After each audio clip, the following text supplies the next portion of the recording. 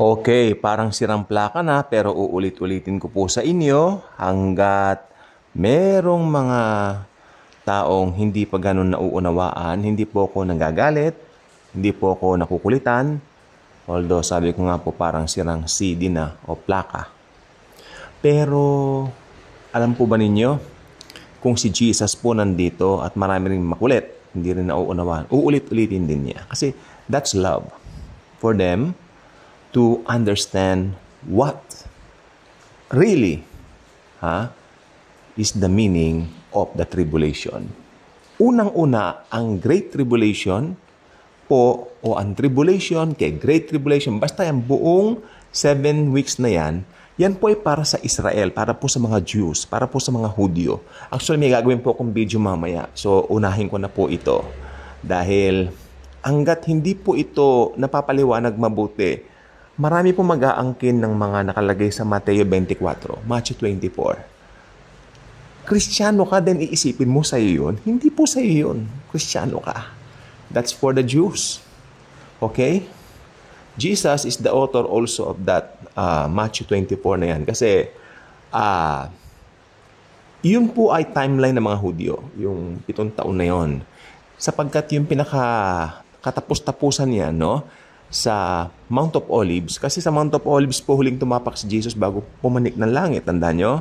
Doon din siya magbabalik. Second coming niya. At sabi ng Biblia sa Zechariah chapter 14, pagtapak ng Panginoong Hesukristo, I mean yung mga paa niya dito sa Mount of Olives na ito, mag-i-split po yan into two. So magkakaroon po ng napakalakas na pagyanig o paglindol pagdating ng Panginoong Hesukristo.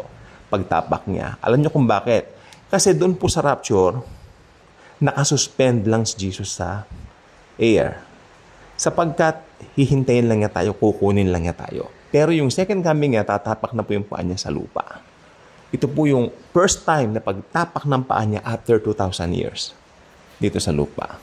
Okay, first time dumating siya rito bilang baby. Pinanganak siya sa isang mabahong lugar na kung tawagin ay Sabsaban. Walang nakakaalam.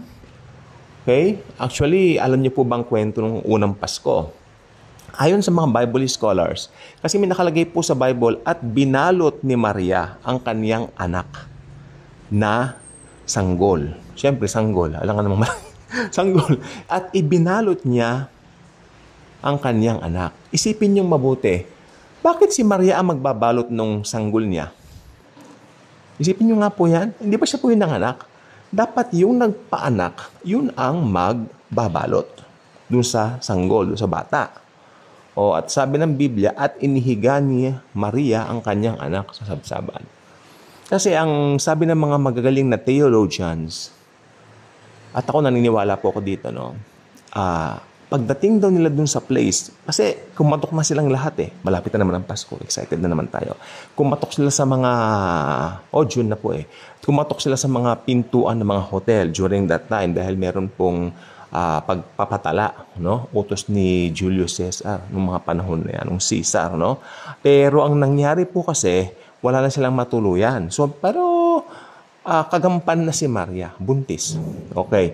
Pero ang nangyari po nito, may nagsabi, may sabsaban kung gusto mo, doon ka manganak. Okay. So, pumunta si Joseph at saka si Mary doon. Pero sabi ng magagaling na theologians, pagdating po nila doon sa mismong place na yon, yung sabsaban, si Joseph hihingi sana ng tulong. Okay? Hihingi sana ng tulong si Joseph para paanakin yung asawa niya, si Maria. Pero, habang si Joseph was away o nasa labas, doon inabutan si Mary ng panganak. Kaya nanganak po si Maria ng nag-iisa. Kaya sabi ng Biblia, at ibinalot niya ni Maria ang kanyang anak at inihiga niya ito sa sabsaban. So, di ba makikita mo, ibang klase, O yung nanay niya, pinagbabato rin, muntik ng batuhin si Maria kasi alam po ninyo sa Israel during that time, kapag ikaw ay nasumpungan na nagdadalang tao na walang tatay yan, babatuhin ka hanggang mamatay. Batas ng mga Hudyo yan during that time. Pero alam niyo po, Nagpakita yung angel kay Joseph, sabi niya, huwag mong katakutan na kunin si Maria as your own wife, sapagkat ang kanyang dinadala ay ang Diyos anak, God the Son. O di ba?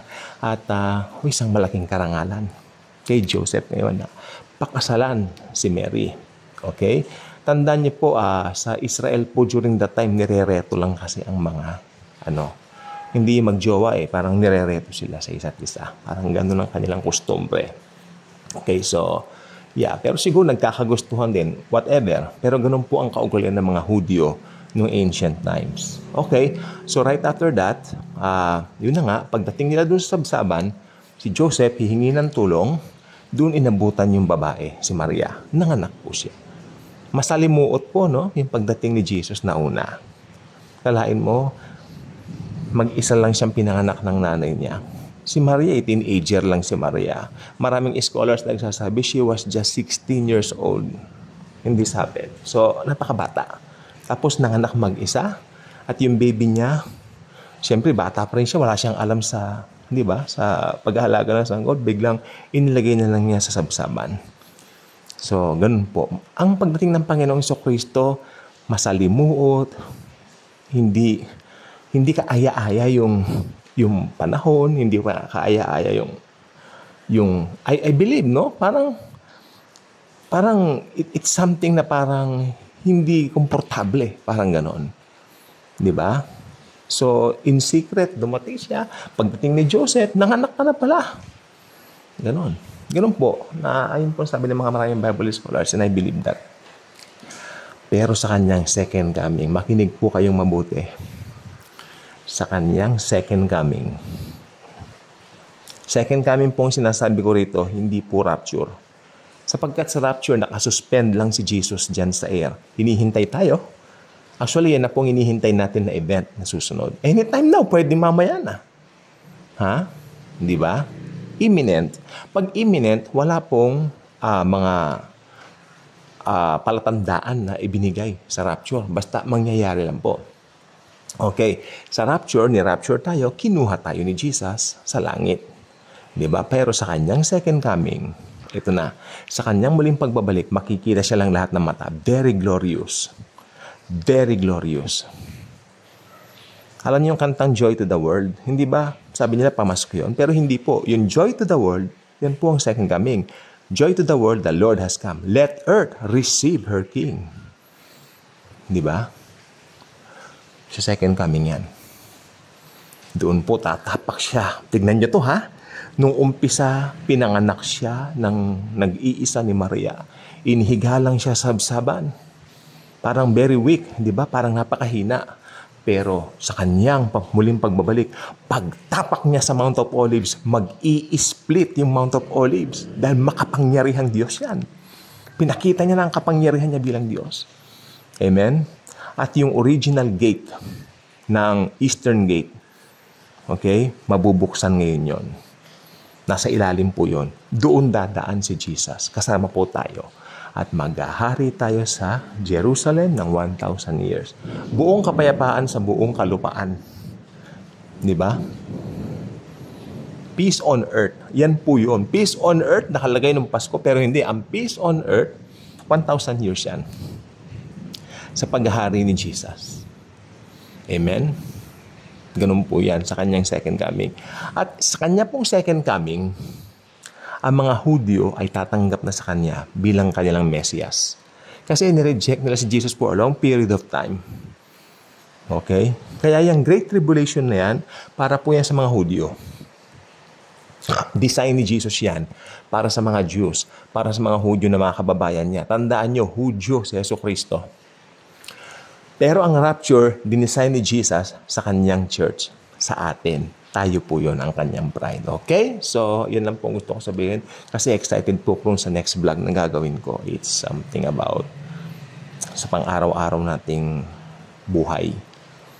Mga behavior natin. No? Ayun ang susunod kong gagawin na video. Kasi life application naman po tayo. Okay? So, thank you and Jesus truly loves us all. Ay, sandali. Mag-subscribe pala kayo, no?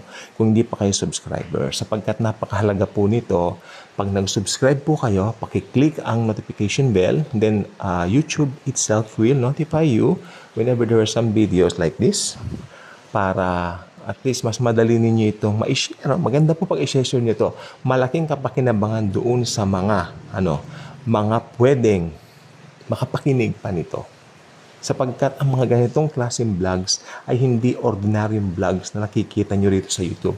Ito pong mga ganitong vlogs, mga tungkol sa pananampalataya, tungkol kay Jesus Christ, ang mga pinakamahahalagang bagay dito sa YouTube. Tandaan nyo po yan. Ito po ang gagamitin ng mga maleleft behind, no? Diyan sa rapture. Pag na-left behind sila sa rapture, siyempre tayo mga totoong believers, makukuha tayo ni Jesus. Kukunin tayo ni Jesus. Pero yung mga maleleft behind, ito ang gagamitin nila bilang pag-aaral nila. Okay? Para what? Mag-decide sila kay Jesus sa Great Tribulation. Okay, thank you po. Jesus truly loves us all.